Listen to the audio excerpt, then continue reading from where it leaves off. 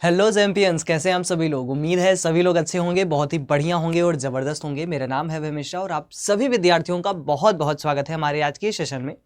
Session बहुत बड़ा नहीं रहेगा, बहुत शॉर्ट्स में रखेंगे और बड़े छोटे में सारी बिंदुओं को कवर करने का प्रयास करेंगे कि आखिर सीवीटी पीजी एग्जामिनेशन की अगर आप तैयारी कर रहे हैं, वो भी हिंदी विषय को मुख्य विषय बनाना चाहते हैं, उस विषय में अपना करियर बनाना चाह रहे हैं, तो आपको कौन से तरीकों को अपनाना है, रणनीति क्या अपनानी है और क्या क्या तरीके अपनाने से आप बहुत बढ़िया कॉलेज पा सकते हैं। तो उसी के क्रम में थोड़े से विचार करेंगे बिंदुओं पर। जैसा कि सबसे पहला बिंदु देखेंगे कि आखिर रणनीति की नीड ही क्या है, मतलब जरूरत ही क्या है, क्यों बनानी है रणनीति। तो उसके 4 प्रमुख बिंदु हैं। सबसे पहला, ये जो परीक्षा है आपकी, ये राष्ट्रीय स्तर की परीक्षा है। मतलब इसमें आपका कोई स्टेट का कॉलेज है या फिर सेंट्रल का कॉलेज है, जो बड़ी बड़ी कॉलेज हैं, यूनिवर्सिटीज़ हैं, वहाँ के बच्चे भी अप्लाई करेंगे। आप छोटी जगह से हो, छोटे कॉलेज में आपने पढ़ा है, वहाँ के बच्चे भी आप भी अप्लाई करोगे। यानी यहाँ पर एक समग्र स्थिति में बच्चे अप्लाई करने वाले हैं। इसीलिए यहाँ पर जो राष्ट्रीयता का स्तर है, ये पाठ्यक्रम की जो विस्तृतता है उसको कड़ी प्रतिस्पर्धा में बदल देता है। कैसे?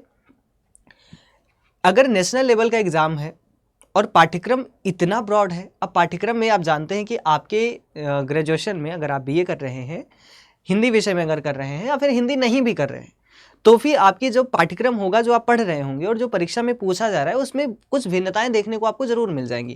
क्योंकि हर एक कॉलेज की, हर एक स्टेट यूनिवर्सिटी की, सेंट्रल यूनिवर्सिटी की अपने पाठ्यक्रम थोड़े से अलग अलग हैं। बहुत बेसिक सी चीज़ है।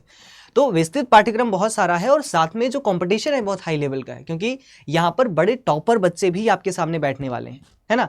तो इन सभी बिंदुओं को अगर आप ध्यान में रखते हैं और अपना लक्ष्य बनाते हैं कि नहीं, कुछ भी हो जाए मुझे 250 से ज़्यादा अंक लाने हैं, कुछ भी हो जाए मुझे डीयू में एडमिशन लेना है, बीएचयू में लेना है, जेएनयू में लेना है, तो फिर हाँ, ये वीडियो आपके लिए है। क्योंकि रणनीति बहुत ज़रूरी है। क्यों ज़रूरी है, आगे बात करेंगे। सबसे पहला बिंदु आपके सामने यहाँ पर दिख रहा होगा कि इस परीक्षा का पैटर्न कैसा है। अगर आप में से कुछ बच्चे हैं जो पैटर्न को नहीं समझ पाते हैं, तो मैं आपको समझाऊं जरा कि ये परीक्षा जो होती है, ये पूरे 90 मिनट की होने वाली है। आपके हिंदी विषय जो 1.5 घंटे का पेपर आपका, केवल हिंदी की मैं बात कर रहा हूँ, सारे समग्रता नहीं ले रहा हूँ, केवल हिंदी विषय की बात कर रहा हूँ। 75 प्रश्न होते हैं आपके MCQ, ठीक है। कुल 300 अंकों के होते हैं और सही उत्तर पर 4 और एक उत्तर पर -1, मतलब यहाँ पर निगेटिव मार्किंग भी आपको देखने को मिलती है। अब आप सोचो, इन 75 प्रश्नों में 75 प्रश्न की बात की जा रही है और एक अंक 4 अंक का है, यानी कि आपके 300 अंक हैं। अब 300 अंक में अगर आप 250 अंक का लक्ष्य लेकर चलते हैं, इस स्थिति में आप मान के चलेंगे कि आपको बहुत टॉप लेवल का कॉलेज मिलेगा, इसमें कोई भी डाउट नहीं है। पर अगर आपके अंक बहुत ज़्यादा नहीं है ना, तो फिर वहाँ पर फंसेंगे आप। तो अगर एक बढ़िया कॉलेज आपको चाहिए ना, तो आपको ये स्ट्रेटजी अपनानी है, आपको पैटर्न को समझ के चलना है और आपको समझना है कि नेगेटिव मार्किंग है तो तुक्का नहीं लगाना है। आपको समझना है कि 75 प्रश्न है तो ज़्यादा से ज़्यादा सही करना है। और ये कब होगा? जब आपको पाठ्यक्रम पता हो, जब आपको पता हो कि पूरा सिलेबस क्या है, कितना है ना। उससे पहले अगर विचार करें कि आपको किन किन चुनौतियों का सामना करना है, तो चुनौतियां बहुत सिंपल सीधी सी है। पाठ्यक्रम बहुत ज़्यादा विस्तृत है, ये सबसे बड़ी चुनौती। सबसे पहला सवाल, क्या मैं इसको कवर कर पाऊंगा परीक्षा से पहले, ये मन में उठेगा। बट डेफिनेटली आप कर पाएंगे अगर हमारे साथ जुड़कर पढ़ाई करेंगे। क्योंकि हमारे साथ में क्या हो रहा है कि हम पेड क्लासेस में आपको सारे कॉन्सेप्ट को कवर करा रहे हैं और यूट्यूब पर आपको प्रैक्टिस करा रहे हैं। मतलब डेली कम से कम 2 घंटे की कक्षा आपको हमारी तरफ से मिलती है। साथ में आपको नोट्स प्रोवाइड कर रहे हैं, जो कि हाई क्वालिटी का नोट्स होने वाला है।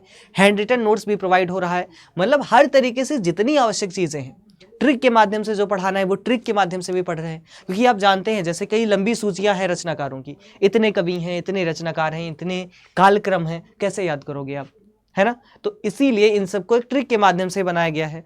और साथ में जो पुनरावृत्ति है वो कैसे करनी है, प्रैक्टिस कैसे करना है, रिवीजन कैसे करना है, ये भी चर्चा हम लगातार चलाते हैं।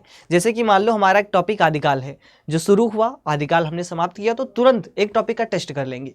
टेस्ट से हमें आइडिया लग जाएगा कि हमें कितना समझ लिया है और कहाँ कहाँ फिर से रिवीजन की आवश्यकता है। क्योंकि हमारे पास जो 6 महीने बचे हैं उसे गुणवत्तापूर्ण बनाना है हमें। समय हमारे पास बहुत ज़्यादा नहीं है। अगर आपको ये लगे कि 6 महीने सर बहुत होते हैं, तो नहीं, 6 महीने कुछ भी नहीं होते हैं। इस 2025 के 6 महीने ऐसे ही बीत गए और अगले 6 महीने भी ऐसे ही बीतने वाले हैं, ठीक है। तो साल गुजर जाएगा, वक्त नहीं आएगा। इसीलिए उठ जाओ, जाग जाओ और पूरी शिद्दत से लग जाओ अगर बढ़िया कॉलेज से आपको करना है तो। और आपको टाइम मैनेजमेंट कितना ज़्यादा ज़रूरी है वो आप धीरे धीरे पढ़ते पढ़ते समझोगे। जब आप मॉक टेस्ट करोगे, आप प्रैक्टिस सेट करोगे, आप PYQs को सॉल्व करोगे, तब आपको समझ आएगा कि आखिर कितना ज़्यादा ज़रूरी होता है टाइम को मैनेज करना, है ना। इन्हीं सब स्ट्रेटजीज पर बात करेंगे। तो पाठ्यक्रम की अगर बात कर ले तो हिंदी भाषा, कुछ लोग कहते हैं कि सर हिंदी भाषा का उद्भव विकास तो हमारे पेपर में है ही नहीं, आप कहाँ से बता रहे हैं हमें। भाई पेपर में जो पाठ्यक्रम दिया उसमें नहीं है, मान लिया आपकी बात, पर हिंदी भाषा जो है ये वास्तव में एक बेसिक जानकारी है, सामान्य जानकारी आपके लिए ज़रूरी है। आप जब तक नहीं जानोगे हिंदी भाषा क्या है, कैसे बनी है, इसकी क्या क्या बोलियां हैं, उप बोलियां हैं, हिंदी कैसे बनी है, तब तक आप कहाँ से कुछ समझोगे। जब तक आप इसकी भाषिक संरचना को नहीं समझोगे, वर्ड को नहीं समझोगे, विचार को नहीं समझोगे, इसके शब्द को नहीं समझोगे, वाक्य को नहीं समझोगे, तो इसीलिए ये वाला पाठ्यक्रम के हिस्से में रखा गया है। फिर हिंदी साहित्य का इतिहास है। अब इतिहास में हम पढ़ेंगे हिंदी साहित्य इतिहास की लेखन की पद्धति क्या रही है, कालानुक्रमी पद्धति है, वर्णानुक्रमी पद्धति है, विधेयवादी है, वैज्ञानिक है, कौन से रचनाकार ने कौन सी पद्धति अपनाई है।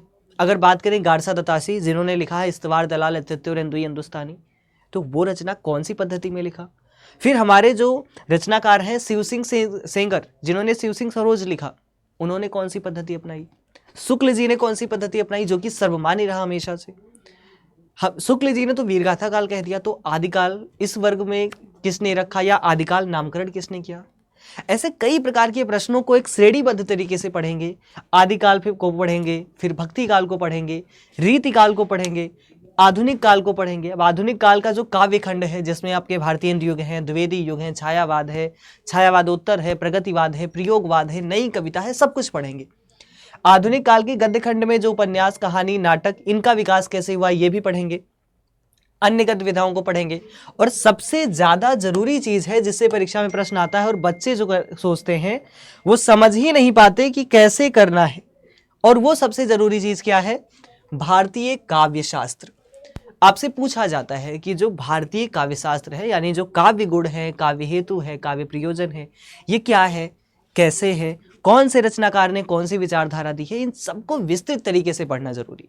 वैचारिक पृष्ठभूमि में आप पढ़ते हैं कि जो नव जागरण रहा है, जो खड़ी बोली आंदोलन रहा है, जो दर्शन रहा है, इनके प्रश्न बहुत ज़्यादा तो नहीं बनते, लेकिन हाँ इनके बारे में जानकारी जरूरी है अगर आप हिंदी के विद्यार्थी हैं। और इसके साथ ही जो प्रयोजन मूलक हिंदी के विविध रूप हैं ये भी आपके पाठ्यक्रम का हिस्सा है। जो संचार और अभिव्यक्ति है ये भी आपके पाठ्यक्रम का हिस्सा है।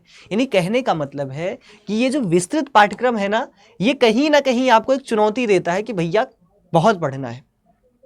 जरूरी पुस्तकों की अगर मैं बात करूं आपसे तो हिंदी साहित्य का इतिहास रामचंद्र शुक्ल जी का पढ़ लीजिए, डॉक्टर नगेन का पढ़ लीजिए। प्रयोजन मूलक हिंदी आप पढ़ सकते हैं विनोद गोदरे का। हिंदी आलोचनात्मक इतिहास डॉक्टर अमरनाथ का। मतलब ये महत्वपूर्ण पुस्तकें हैं जिनकी सहायता लेकर आप एक अच्छी तैयारी कर सकते हैं। अगर आप नहीं भी लेना चाहें तो मेरे नोट्स के थ्रू आप बहुत बेहतरीन तैयारी कर सकते हैं, इस बात में कोई भी डाउट नहीं होने वाला है। ठीक है, अब तैयारी कैसे करनी है इसके बारे में अगर चर्चा कर लें तो भाई रिवीजन, रिवीजन एंड रिवीजन। प्रयास आपका यही होना चाहिए कि परीक्षा आने से पहले कम से कम 3 बार संपूर्ण पाठ्यक्रम खत्म हो जाना चाहिए। मॉक टेस्ट लगाना शुरू कर दीजिए अंतिम महीने में।